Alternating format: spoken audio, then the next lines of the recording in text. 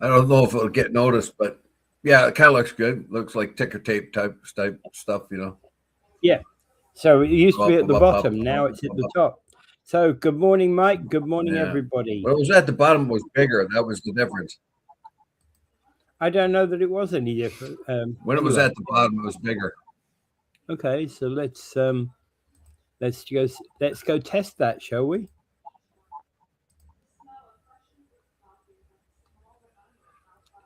Morning, So everybody. there we go at the bottom. I don't know that it's bigger. No, it's not bigger. It's not. But I Yeah. thought the other day it was bigger than that. But maybe I was wrong. Mm, Maybe just yeah. I have been wrong. I was wrong once in 1977. It could be again. Well, I don't have any options for bigger. I've got top or bottom, slow, normal, or fast. There we go. Well, That's the anyway, option. we'll ask the audience what they prefer. Well, I maybe the Ayatollah can chip in. Tell us what he thinks. yeah. The new Ayatollah Anyway, Khomeini. Yeah. There we go. Thanks for the video yesterday. Will's always got a laugh through. Got a laugh at the green bastard from Parts Unknown. yeah, Gary. Yeah. Hey, when are we going for lunch, Gary? Holy smokes! Have you been in town or what? I don't. I probably missed your messages if you send them to me. I'm pretty bad that way. Yeah. But I saw that, and I thought to myself, I thought this is awesome, man. There's the green bastard playing guitar, jumping up and down. I think I was that. Oh man, what a cool place to be if there ever was a place like that. And then of course they had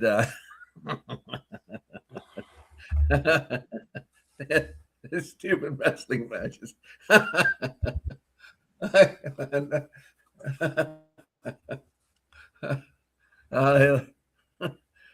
Oh God, So it you was better good. let the rest of the world in on the joke. It's not really a joke. There was this little video clip from the Gary and I enjoy the Trailer Park Boys, Oh, and in particular, and of course, Gary's alter ego is the Green Bastard from Parts Unknown, which is the same as the alter ego Bubbles on for Trailer Park Boys. He's the Green Bastard, the famous wrestler Green Bastard from Parts Unknown. and he came from somewhere. and so it was just a little video clip of a wrestling match in Trailer Park Boys video when they had some sort of festival or something, and they had a wrestling match, and it was just a little blurb about the different people in the trailer park and how they adjusted to this wrestling match. That's all. Yeah. Okay. All right. Okay, so let's start the show. So You'd have to see it to know what I was talking about. I get you. Yeah, no, I know. One of those sort of things. If talking about it doesn't do it justice. All right, let's see what Gary says. I'll post it on your page. Okay, look forward to it. All right, thank you. Okay, so moving on. Thorold and Niagara-on-the-Lake councils have voted to reduce their size. They're basically expecting between now and the election, they're expecting Doug Ford to do the same, to do that anyway. Sorry, I'm still laughing at that. I still got that in my head. Right, so basically, yeah, Thorold have reduced, going from 8 to 6 members, and Niagara-on-the-Lake would do a similar reduction.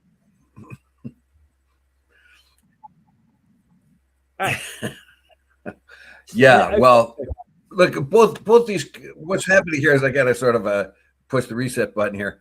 But yeah, so what's happening is as both Thorold and Niagara-on-the-Lake want to reduce their councils, and in Thorold's particular case, they want to reduce the size because they think if they do that, they'll avoid amalgamation.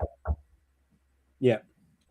Really? And really, I don't think you get what amalgamation's all about. It's been very clear that the number of politicians really hasn't been the problem with money. It's overrepresentation, that's for sure. But that it in itself is not the real problem. The real problem is efficiencies and whether or not the region is doing what it's supposed to do. And the very idea of amalgamation either into one super city or super region or whatever, or four smaller cities or municipalities is the thing. Now, Thorold thinks it's And it going to won't lose its take- identity. it won't- Niagara on the it Lake won't- as well. Yeah. The proposed changes won't save Thorold or Niagara-on-the-Lake if those proposed changes go through. They could go down to one representative and one mayor. They missed the point. But they think by demonstrating that they could reduce the surplus amount of politicians, that this is one way in which to make an argument or make a demonstration that they are serious about reducing the costs of government, and by reducing the amount of politicians, that the province will sort of back off and say, well, okay, you don't need to. But let's make it very clear here. The whole very idea of amalgamation had nothing really to do at all. Well, it has somewhat to do with the amount of politicians, because we have 126 politicians in when the whole all of Ontario has 126. Yeah. So they say 120 and politicians, but I'm not really that concerned about the number of politicians. Seriously, I mean that keeps coming up. But if anyone is talking about, and Paul's put this out there, and a number of other people have put this out there, that and I was listening to Chris Regis when he was on Paul's show, and he seems to know quite a lot about this stuff. It always comes up. The number of politicians and their salaries have really nothing to do with it. The fact that we're over-governed, yeah, maybe. Still, on the other side, everybody sees the reasoning of having an amount of governance that you could still go and see your local person without having to go in a big long lineup like your counselor and that. So to have a lot of counselors, I don't think is much of the issue. We may be over governed, but still, when they were talking about reducing the amount of governance, they were talking about reducing it only by about 1/3, which would make still make about 90 or so.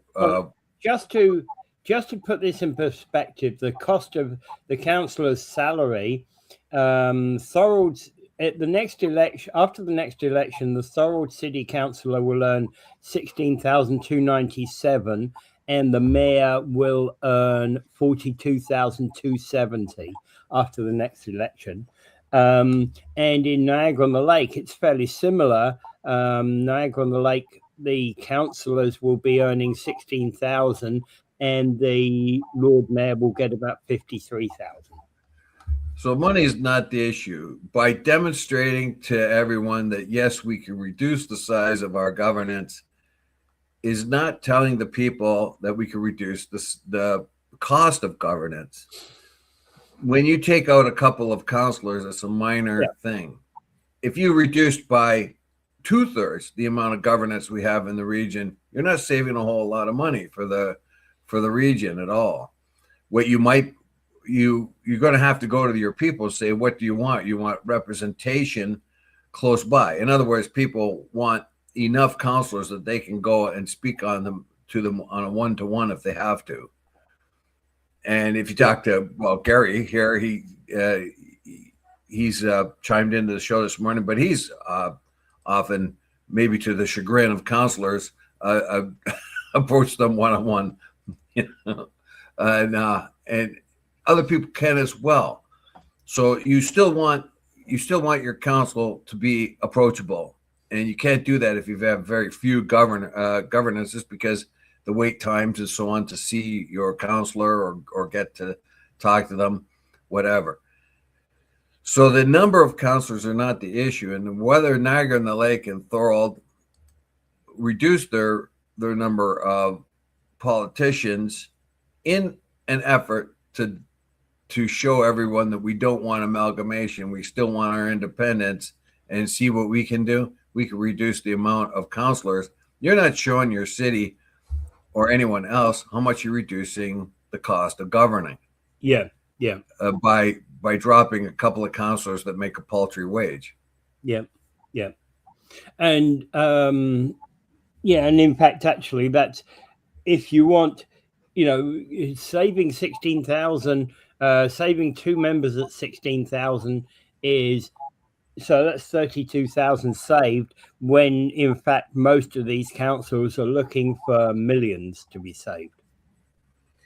Yeah, millions and millions. And of course, the arguments keep going, as Gary's pointed out. The OPP could take over the the NPR, regional police, Niagara Regional Police, and but we would still end up having to pay a police budget, right? That's notwithstanding that what he is talking about there is paying less because it's more efficient. That's the possibility. Of course, we're going to pay taxes. We're going to have to pay it. But absolutely, we're going to have to pay it. Yeah, but of course, and then when you look at it, you're going to have to say, if we dissolve the Niagara Regional Police and adopt the OPP instead, you will find out how much that will cost. If it's cost effective, maybe it's something to consider. If it isn't, then they don't. I mean, if it's a matter of pennies, if the OPP take over and it's going to cost $10 billion and the Niagara Regional cost is going to be $10.5 billion, you might not think it's much savings. But right now, no matter what you do in the region, no matter how much you amalgamate, that is going to be the biggest budget for everyone. Yeah. Will you save much money by amalgamating? Will you save that much money on policing if you amalgamate? The answer is no. That is the biggest part of everyone's budget, of the region's budget. Whether it's amalgamated or not, it's still going to be the biggest piece. And then the next when one, you look at all the other aspects, water and anything else that the region does, you might find out that well, there's not going to be a whole lot of savings. Maybe someone else comes up and says, yes, there is going to be more saving, right? Because there's going to be less planning departments, less municipal works departments, et cetera, et cetera. One of the challenges that we've had consistently is the complaint that what happens with many things, certainly with planning, is you want to put up an extension on your house, you're going to have to get it approved by the city and the region. And that by a lot of people, a lot of people are saying is a waste of time and effort. Well, yeah, I suppose, but it's needless bureaucracy. Yeah, well, that's the kind of thing they're trying to state. Amalgamation may improve. Yeah, removing unnecessary levels of governance that cause more money, et cetera, et cetera. Like if you got a department of planning, and St. Catharines got a department of planning, and Fort Erie's got a department of planning, and et cetera. And the region department of planning, you have to, you're doubling. It's not the number of staff. You might, if you amalgamate them all into a single region, you might save 1 or 2 jobs. But the where you will save is in the stupidity of some of these things. As I said, getting it approved in the city, then getting it approved in the region. Well, look what was proposed for the fire department to amalgamate their communications, right? Their 911 services. The 911 services had to be upgraded anyway, and that was going to cost Niagara Falls taxpayers another $1 million or $800,000 or something by amalgamating with the St. Catharines and other regional 911 services. That was going to save us $225,000. That's the kind of thing they're thinking of. Yeah. When Niagara Falls had its own, it cost our taxpayers much more money, and we could save $225,000 by joining up with the regional or a number of other 911 services that would make a lot of money. No one was going to get laid off. Everyone was going to keep their job. And yet, because it was under one roof, it would save us $225,000. That's the kind of savings they're looking for. Yeah. Okay. So, let's very briefly do this, right? Rick is of the opinion that the police is a cost that will not change no matter who is doing the job. So if we move over to OPP, it won't make a difference. And Mike is making the point that the larger our population grows, the more police we need. So what's the answer? Private security? Sure. Is not they are all. Yeah, private security is never the answer, I don't think, because it's not done right. Morning, Betty. Yeah. Okay. Another new person, Alicia. Good morning, Alicia. Okay. Well,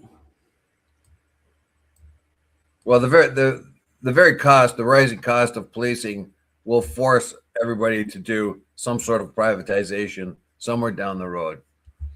You're just going to have to. Somebody's going to have to take care of the tickets. You don't need the police to take care of tickets or domestics, or there'll be specialist outfits that'll take care of the homeless problem. That eats up a lot of cop time. Yeah. Well, all of those sort of things, like issuing tickets, is something that earns the police money anyway. Well, let's put it that way. Do you really need a fully armed guy with a flak jacket pulling over when you rolled through a stop sign? Mm-hmm. Yeah, well, right. Like you could have traffic police paid a lot less doing traffic things. Yeah. I don't know what the solution is, to tell you the truth. I have no idea. We do need police. The levels of crime have gone up.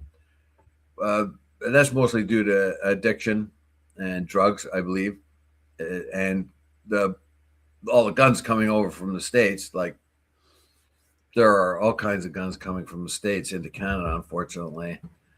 So we got a lot more gunplay. Well, one of the comments, I was discussing something with somebody a few days ago, and one of the comments that they were making about downtown St. Catharines, it's been a complete. If you take a 10-year picture of downtown St. Catharines, 10 years ago, it was a vibrant city. On a Thursday, Friday night, the students would come out. There would be much going on. There would be bars open late, etc. on a Thursday, Friday, Saturday night. Now it's being taken over gradually and slowly by the homeless. And in fact, actually, the cop on the beat, the walking cop, would actually reduce the homeless, because the homeless will move on, because they want to avoid the cops. Even if the cop never interacts with that homeless person, the homeless person is always going to be conscious of where the cop is, and they will move on. I don't think the homeless person cares where the cop is. What the cops have been doing is just kind of pushing them off the main drag and putting them somewhere else, and they just kind of filter the way back. I think St. Catharines downtown is still pretty vibrant. I drove down there about a month and a half ago. I walked right down St. Paul Street, and on the night there happened to be one or two traffic accidents that killed a person when I was there, just before I was there. But aside from that, I went down St. Paul Street, and it was full of students and people partying all along the way. It's the middle of winter, and but what I had been done when I would gone there during the nighttime for one thing or another, what anybody does is just step over the homeless. Basically, they just like they're there, like they're a bump on a road or a crack. They're just so ubiquitous. People aren't afraid of them anymore. They just kind of step over them, and when they start bugging but most comments are local. Most comments are local people. That in fact having a cop on the beat down there would shuffle them along. Would improve. Well, that may be during the daytime. during the daytime. Yeah. No, I'm meaning at night when the bars and things open.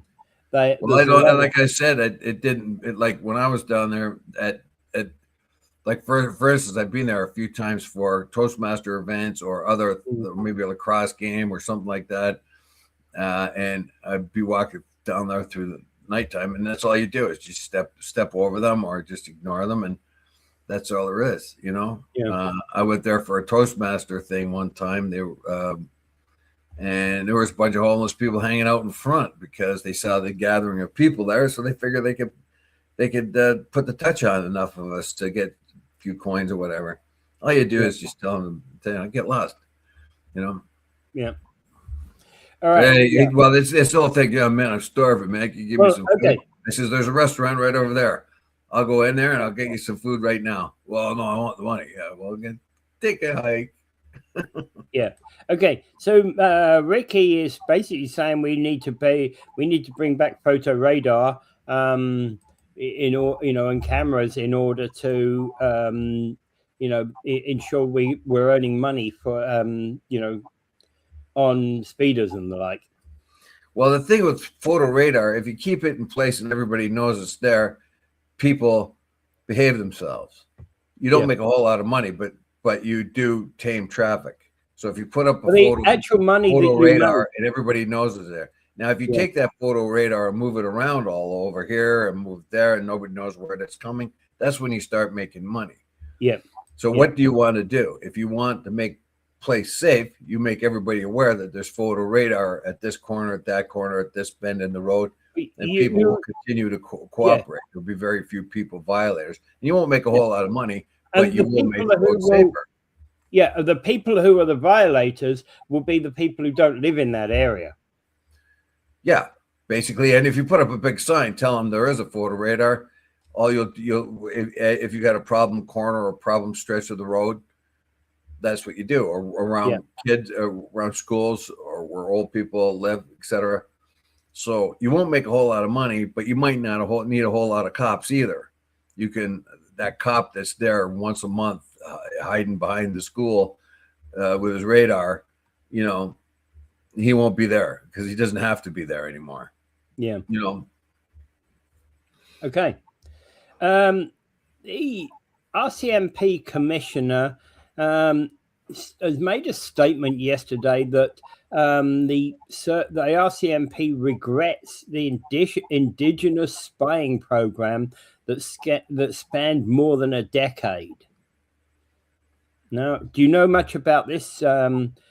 It dates back to the 60s, and the RCMP were basically spying on the native community against Indigenous leaders and their organizations from the 60s to the 70s.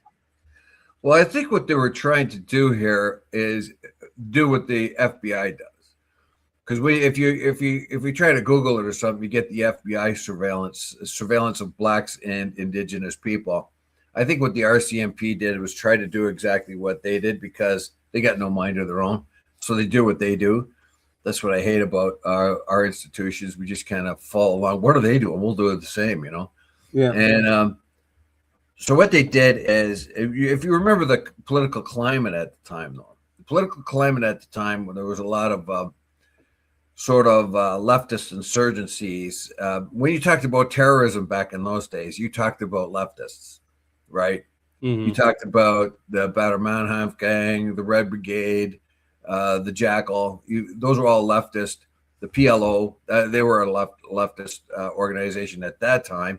Yeah. And so what it was a sort of a counter insurgency or counter intelligence group. So they feared that, as they did when they spied on Martin Luther King or other black activists, they feared that there was a communist element to it. And it's not without precedent, because we knew that like Nina Simone or Paul Robeson had ties with the Communist Party in Moscow and sort of like that as far as the blacks are concerned. Up here, they probably were thinking the same thing. They're probably thinking that that there was a deeper connection between more radical groups, and they could become radicalized by.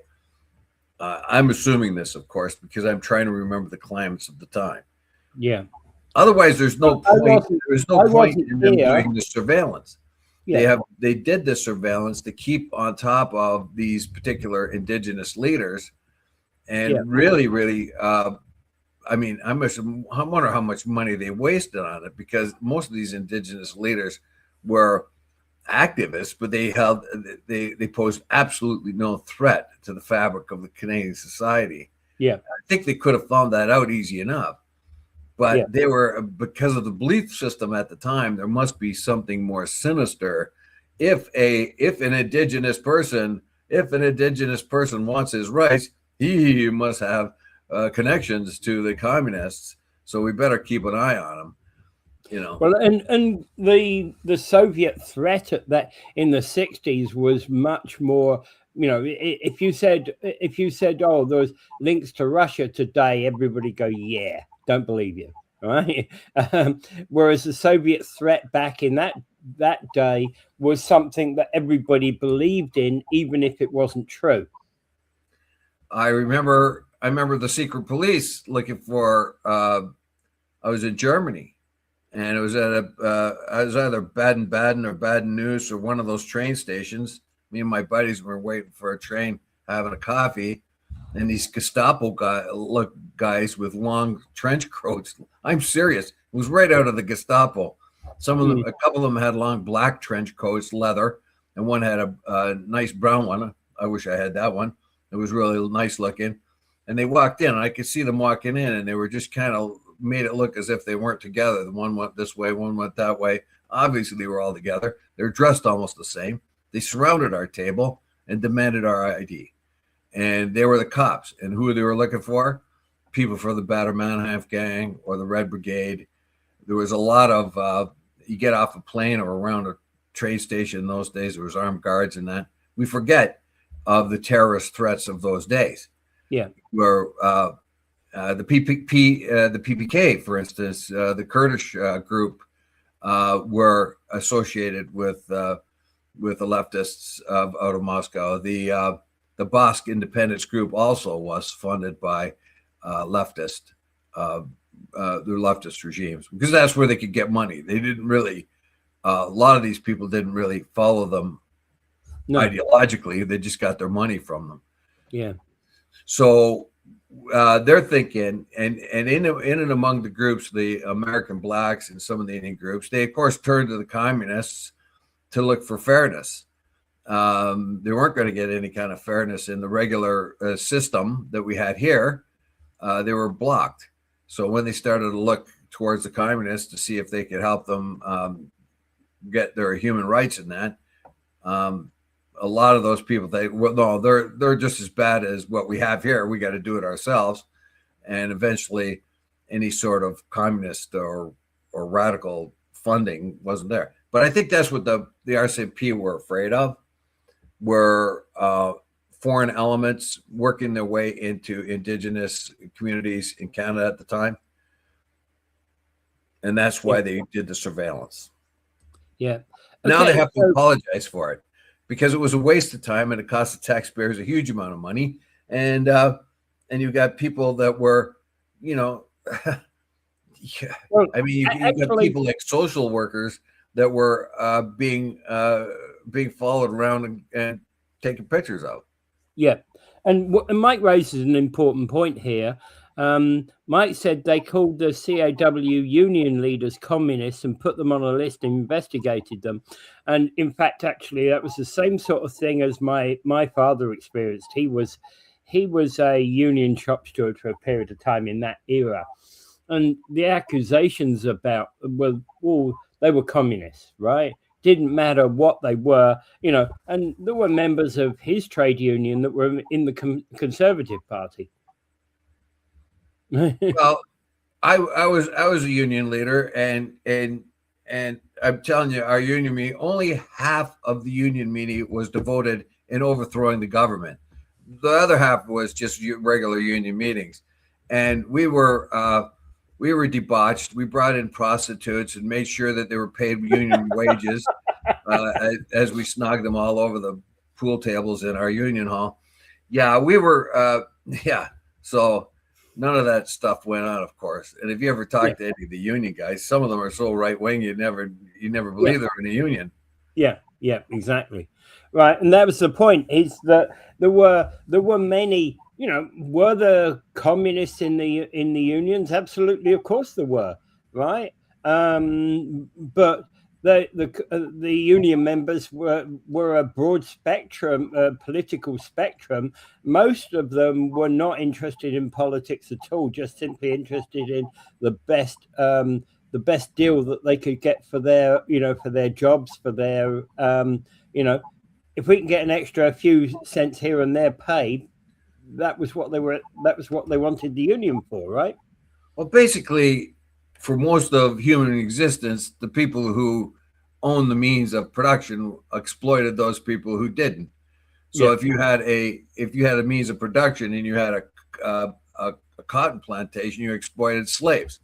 And then when the slaves were done, you exploited anyone else in any factory or something. If you had the power, you bring in somebody. There's lots of people that could work here. We'll give them a few cents, make them work 16 hours a day. And then if they fall into a vat of molten iron, well, we'll let them just cook out, give his widow a couple of cents and say, get lost and get the new guy and see how long he takes before he. Yeah, exactly. You're frozen, Dave. Okay. Yeah. And of course, one of the things about the unions has always been to make that make conditions better for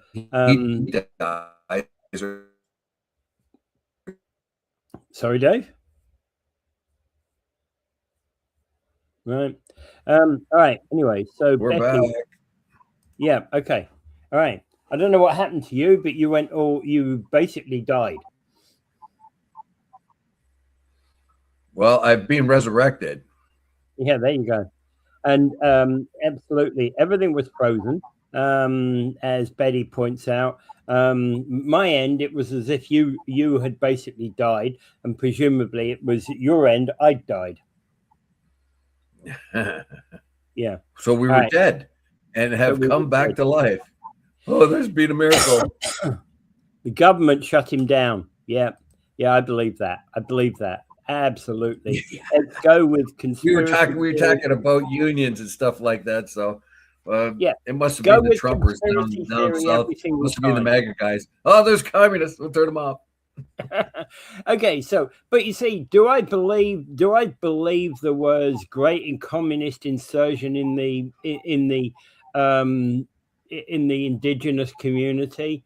No, they were worried about that. They weren't really about that. They're worried about the possible radicalization of the indigenous groups, and I think they were worried about their connections to foreign entities that may have been radicalized them.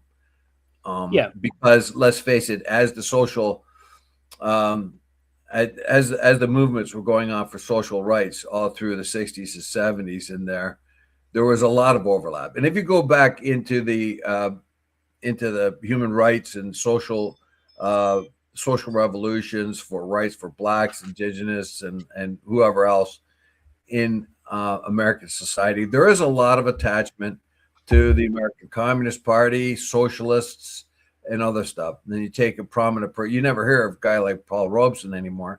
He's a very prominent black person who was an entertainer and a singer in that, and he had strong connections with the USSR. Of course, he was being fooled by them, and they spouted their philosophy was everybody should be equal. Remember, he's talking this way when there was the Jim Crow outfit, and blacks are being excluded from not only jobs but excluded from voting and everything else. And there was like black people go over there to eat, white people go over there to eat, that kind of thing. Yeah. So those are the kind of things when they were And then if you go to Moscow and they tell you, oh, what we believe in is everybody's the same, everyone's equal, women, men, blacks, whites, everyone, right? And if you buy that argument, and it was true actually, except the fact that it was under the thumb of the communists, they didn't care what color you were, but they're going to put your thumb. The equality was there. You were equally under the thumb of the communist government. In that case, Stalinism, right? So. Yeah. So that of course was a huge fear in the West at the time, that the governments moved too slowly to address the inadequacies in society, and people got desperate and looked for people to support them. Yeah. We talked about Cuba right now. What do you think? Well, how do you think the Cuban Revolution started? Mm-hmm. You had Batista, who was a puppet of the United States. And he was a dictator, and a handful of people made a lot of money. But most of the people were poverty stricken and didn't get a piece of the pie at all. Communists come along and change that. However, they could only change it so much. What they found out in China and other places, that capitalism is the best way to conduct businesses, but you do need a government overlay. But why do you think people were pushed into communist revolution in Cuba? Why do you think they were pushed for communist revolution in Vietnam? Why were they pushed into communist revolution in China? It's because the state that was there was overbearing. In Cuba particularly, Batista was a puppet of the United States, got paid off by them, and made a lot of money, and his cronies made a lot of money, and their police were brutal, and somebody wanted to change, so they chose communism. It worked for a while pretty good, but didn't work that well over time. In Iran, they took the U.S. puppet out. That was the Shah. However, unfortunately, they replaced them with another authoritarian, this time the Khomeini. Okay, so one of the things that said is from the 60s up until 1984, the RCMP took the place of the Domestic Intelligence Agency. So that was one of the duties of the RCMP, was the Domestic Intelligence Agency, which is why, and subsequently that has been replaced by CSIS. And after reading this, I think the word intelligence should be removed. Intelligence meaning spying, of course. Yes. Well, I don't think there was too much intelligence at all to do with the intelligence of the day. There's a lot of wasted money there. There was a lot of wasted money spying on people. But again, there was as much spying on local individuals as there was foreign individuals, and were the spies? Of course, there were some, right? I don't think there were anywhere near the numbers of spies the CIA, FBI, CSIS, MI5, MI6, and others claim. Yeah, well, and like I said before, they would take their cues from the U.S. They get no mind of their own sometimes. That's what they're doing, so we should do it. Yeah. Anyway, so what else we got going here? Okay, let's move on. So one, of course, why don't we hurry up and slander Trump a few times so I can get Gary and Paul all wound up? Yeah. Well, there's been a number of attacks on Gulf countries, which Iran has basically been saying is false flag operations. There was an attack upon Omani oil facilities. The Iranian attacks on Diego Garcia. Yeah, Diego Garcia and a number of other Gulf Cooperation Council member states. Yeah. Okay. So to put it in. So what we find, first of all, we continue what we were talking about yesterday was the false flag operations. back a couple of weeks ago, there was an attack on Omani oil fields, and the Iranians said, "There's no way we did that. Oman is not our problem. It is the UAE, Qatar, and Saudi Arabia. They're the ones that house U.S. Army and military. We don't have an argument with Oman, so that wasn't us." And of course, we do know that Israel wants this war to go on and on and on. They want this war to go on for a long time, and they want the U.S. to spend as much money and blood as it takes to overturn the regime. And they want, as they did for Israel in Iraq, as they did in Syria and Libya too. They always seem to get the U.S. to do their dirty work, a lot of it. And so anytime there might be a view that the war might be coming to an end too soon, the Iranians are claiming that in order to reignite the flames of war, the Israelis will put a false flag thing, like they'll hit the Omani oil fields and they'll shoot missiles at Diego Garcia to show that Iranians have missiles that go all the way there.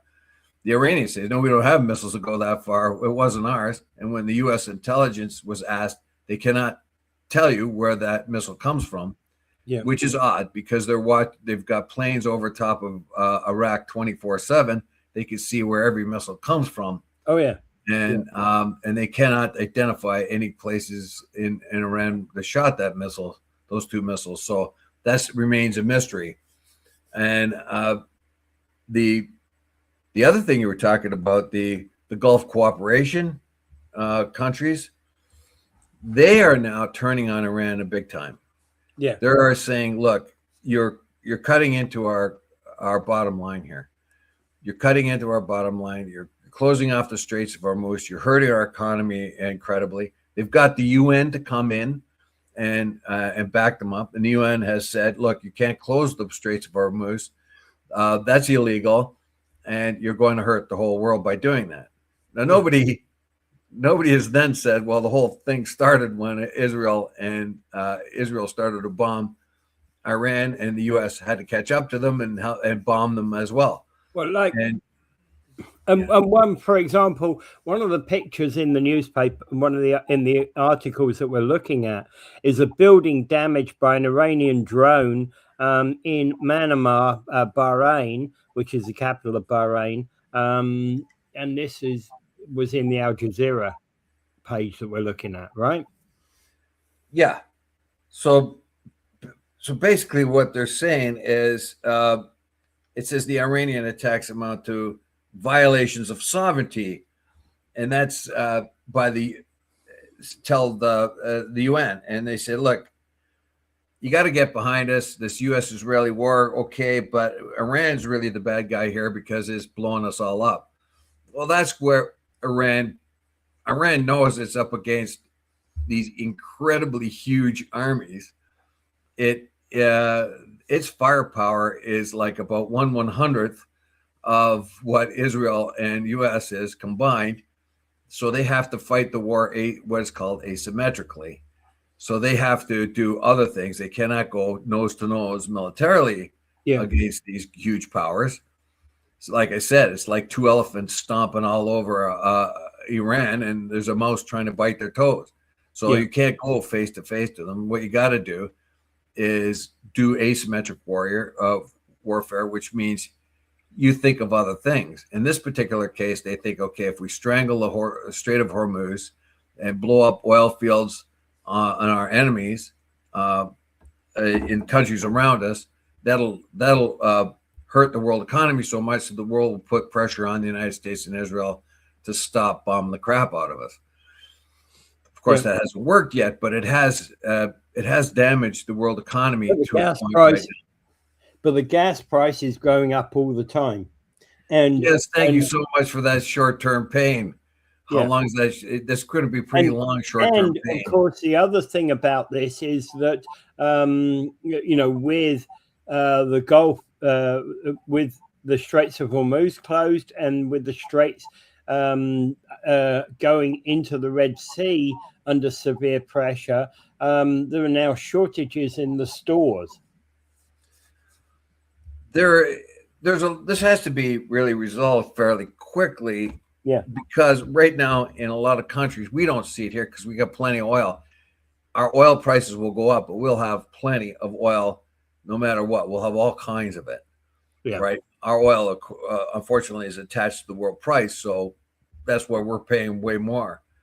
But there's not enough oil on the market right now. And that's why places like Thailand and Japan or all these other places are trying to reduce their power needs. And and fertilizer, and we talked about aluminum and all kinds of things that come out of, and LNG, enormous amounts of LNG. It's going to affect the world economy all over the place. This, you think, well, okay, it's over there. It's not going to bother us. I mean, it's going to be Europe or whatever. It's not going to. Well, no, that's not the case. It disrupts the world economy, and if you do that, you're going to suffer over here too. Because if they don't have any money to buy your stuff, we're not going to buy their stuff, and you know what I mean. And it's just not going to work. Well, the gas price on Lake Street last night when I came home was $1.59. $1.59. I got it. $1.59.9. Right. I got it yesterday afternoon at Gales for $1.53.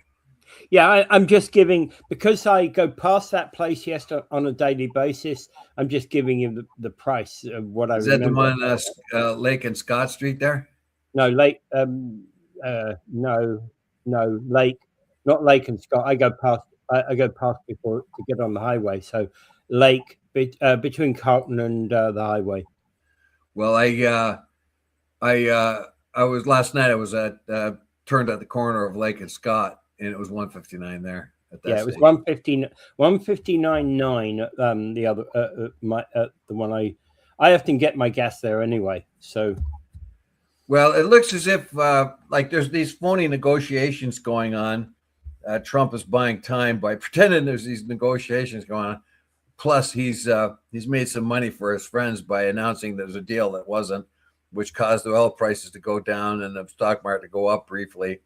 Somebody made a whole lot of money, as we discussed yesterday. Minutes before he made that announcement, there was $800 million worth of trades just in oil. And all of a sudden he makes that announcement, and a whole lot of people made a whole lot of quick pile of money.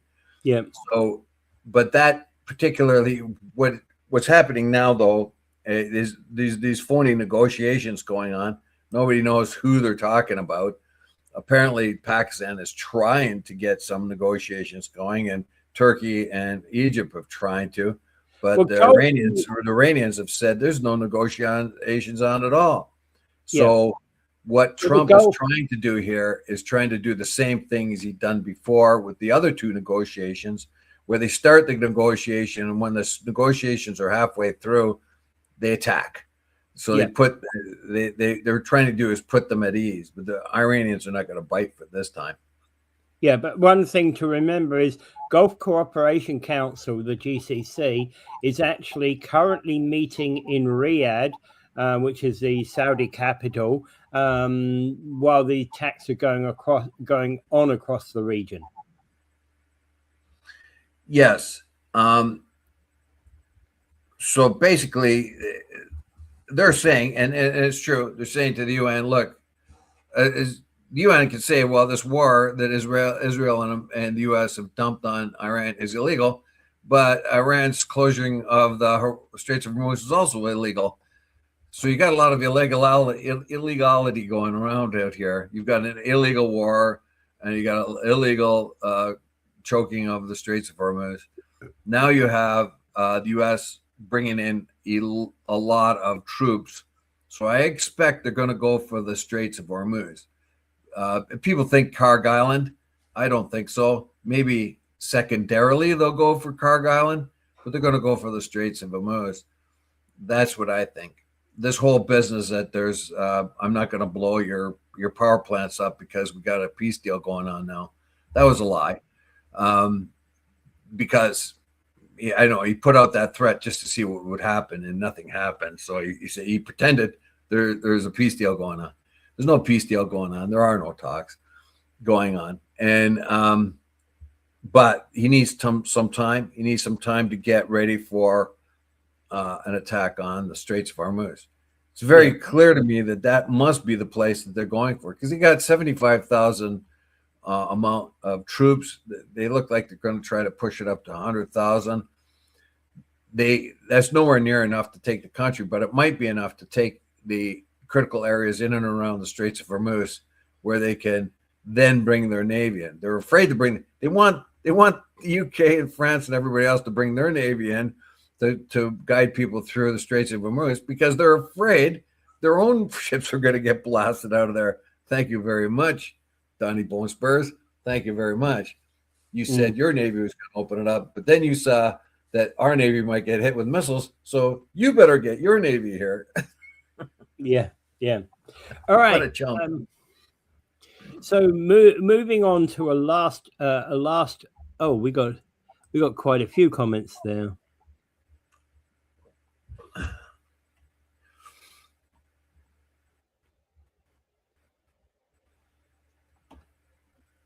Anyway, the world, the situation might not be that good. You think you've got people like the Barclays, or not Barclays, but some of the big banking and institutions saying that there might be this could go on as far as the end of 2027. If it doesn't end soon, it still will affect the prices going well into 2027. So the thing has to come up soon. Paul versus Wheels in the wrestling match. Yes. Yeah, I'm good with that. I'm good with that. No eye gouges allowed, okay? Look, if I'm fighting a MAGA guy, they cheat like crazy. You can't tell me not to do that. Look, this is what's going to happen. I'm going to fight any person from MAGA. I'm going to fight a MAGA person, and I'm going to beat the living crap out of them for 10 rounds, throw them out, and they're going to go to the hospital for 3 months. And in the hospital, when they come into consciousness, they're going to tell the world, "I won that battle. I won." And are you telling me typical of like Trump? Are you going to tell me that you are going to beat up on my friend Paul K. Lemire, and you're going to be proud of it? No. If he's a MAGA guy, like if he's like Trump, like for instance, if I was to wrestle Trump, me and Trump were to wrestle one-on-one, Trump would just like put a Trump mask on, like some gigantic goon that he found, and beat the crap out of me and say that I did it, because he cheats and he lies. Okay, moving on to one last thing. Ontario is planning to remove HST on new homes for a year. I gave this one to you after I sent you the thing.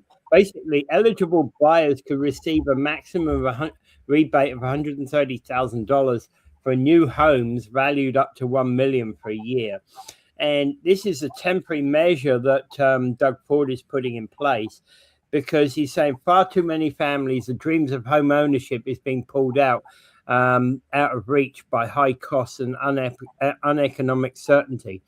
Taxes, development fees, and other costs add hundreds of thousands of dollars to the cost of a new home.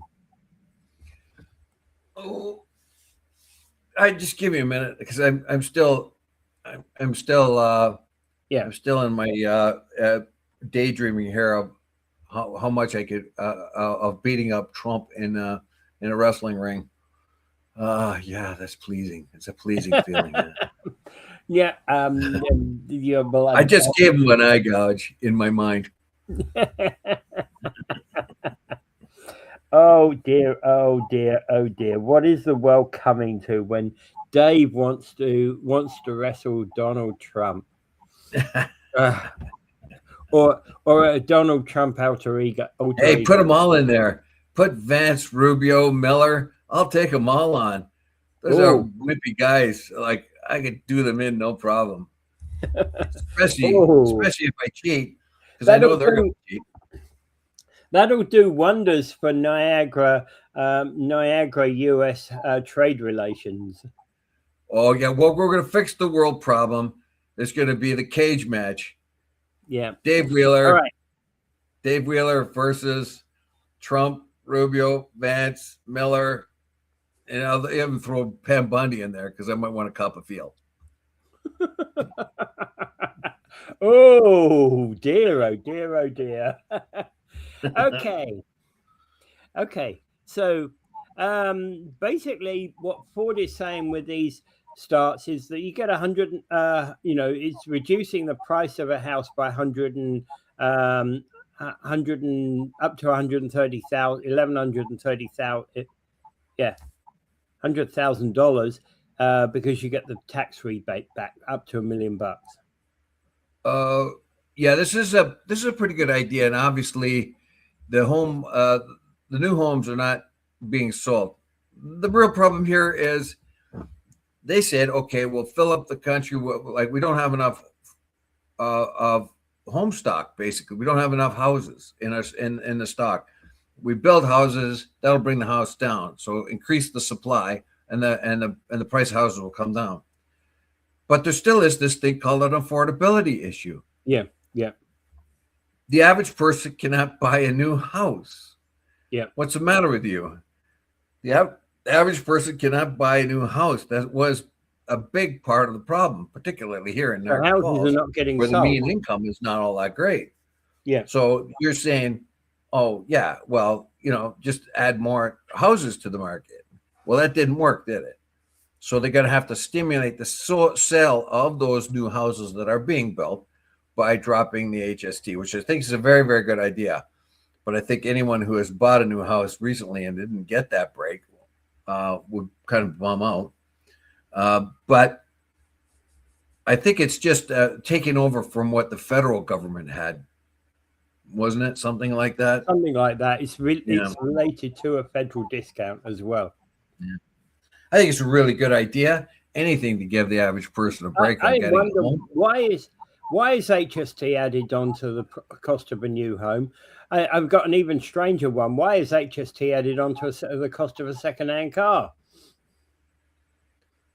Well, it's government, man. They need their pound of flesh. I know. And because there's the MPs need their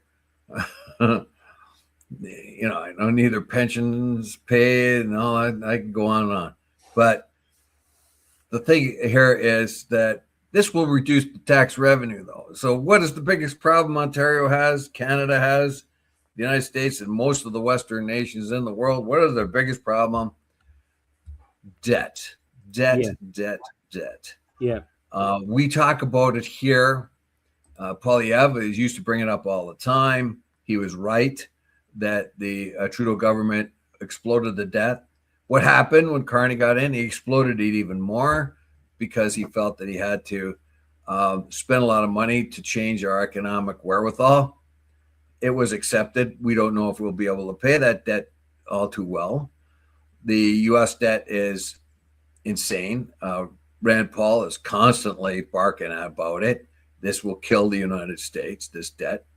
So what is Ford doing? He's going to add to that debt by removing the HST. Now, Is it a good idea? Is it a good idea? I would say yeah, because it might stimulate the economy enough that the revenues would be replaced by more stimulant in the economy, Okay, Rick is basically saying, yes, thanks, great, but nobody's working, right? Yeah. And you can't get a mortgage anyway, right? Yes. Yeah. So, there's some issues. Helicopter just overheard it said Trump on heading towards Niagara Falls. There you go. Oh, he's getting ready. He's getting ready for the battle royale, the cage match. He's doing it, right? Cage match. I gotta practice. I gotta practice my moves, my eye gouges. Yeah. You've known the grain bastard to interfere, right? Okay. So there we go. I need a concealed object. Somebody find me a concealed object. Screwdriver. Yeah, we'll do something. I think what I'll do is like my concealed object will be a can of air, so I could spray Trump's hair. He hates that when his hair gets blown about. Right. And just to cap this off, Paul thinks this is all very funny. Thank you, Paul, for listening. Thank you, Paul, for listening. But you know, of I'm course, telling you, Dave had you in the block for opponent at one point. No, Paul's probably be better off as the evil manager on the sidelines, passing the concealed object to Trump as I'm beating him up. Like I said, I am going to solve the world problems right now by putting a cage match, Trump, Rubio, Miller, Vance, and Pam Bondi, of course, because I told you why. And I'll just pretty much fix things up right then and there, right? Although Paul, I think, would be a perfect like evil manager on the side, handing concealed objects and things like that to his wrestlers, but it won't be any good. They'll pound me to death, and the last minute I'll get inspiration. I'll come up and I'll destroy them all. So there we go, Dave versus the world. All right. So don't worry, Paul, the green bastard will always have your back. Right. Okay. And well, that's the only one I really fear is the green bastard from Parts Unknown. Time is against us, and we've run out of that. It's the only thing that's going to stop this nonsense for the next 24 hours. Yeah, we're talking about professional. But again, we are selling tickets. Wrestling here, we're losing our female content. We're losing our female audience. We are selling tickets $1,000 a go, right? That's right. And Ticketmaster's not going to get on this one. No one's going to be able to scalp not these available tickets. from Ticketmaster, only available from my back pocket. There you go. My back pocket. There you go. That's where the tickets come from.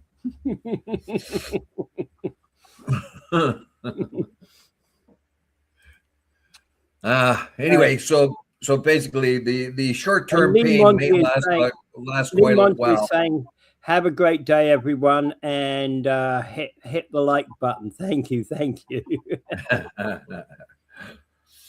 Thanks, everyone. Well, yeah. Basically, all I can say is I'll bring it up like it's 8:06 now, so I'll bring it up. What I always bring up is Gaza.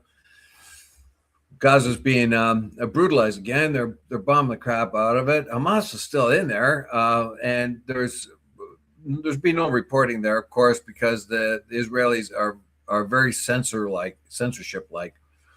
Here's a situation where they own the place inside out and backwards, and they will not let all funds raised donated to Rick Rose Foundation. Yeah, that'd be cool. Yeah, absolutely, cool. Absolutely. Yeah.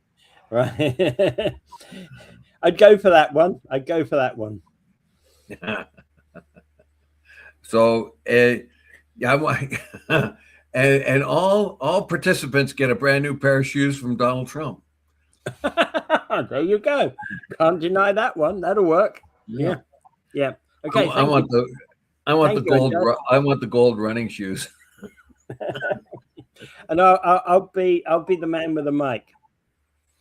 Yeah, well, and you could also get one of the Trump Bibles too. I mean, that'd be pretty good. But so in any case, like as I always say, I wrap it up with Gaza every day because